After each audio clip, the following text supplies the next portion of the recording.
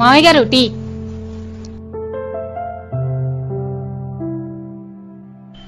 కోడల పిల్ల, ఈ రోజు టీ చాలా బాగుందమ్మా. కుదురుగా నించని చేసినప్పుడు ఎప్పుడు టీ బాగా రాలేదు మామయ్య గారు. ఈ రోజు పరిగెట్టి చేసినప్పుడే బాగా వచ్చింది. పరిగెత్తి చేసావా? ఎందుకమ్మా పరిగెత్తావు? వారం రోజుల నుంచి మన ఇంట్లో ఇంత పెద్ద ఎలక తిరుగుతుంది కదా మామయ్య గారు. అది ఈ రోజు నేను టీ పెడుతుంటే మన వంటగదిలో అటు ఇటు పరిగెడుతుంది. దాన్ని కొట్టడానికి నేను అటు ఇటు పరిగెట్టాను. అది పరిగెడుతూ మీరు తాగుతున్న టీలో పడిపోయింది మామయ్య గారు. బురదలో పడ్డ పందిలాగా ఆ టీలో పడి దొరిలింది గాని నా చేతికి మాత్రం చెక్కలేదు మామయ్య గారు. ఈ టీలో ఎలక పడిందా? ఎలకేంటి మామయ్య గారు, ఆ ఎలకను కొడదామని విసిరిన చెప్పు కూడా ఆ టీలోనే పడింది. ఈ ఎలకతో పాటు చెప్పు కూడా పడిందా? చెప్పు పడితే పడింది గాని ఎలక్కున్న క్రిములన్నీ ఇందులో కలిసిపోయి ఉంటాయి కదమ్మా. ఎందుకు మామయ్య గారు కరెంట్ షాక్ తగిలి కాకిలా గింజిపోతున్నారు? అందులో క్రిములు చావడానికి 2 చెంచాలు పెనాయిల్ కూడా కలిపాను.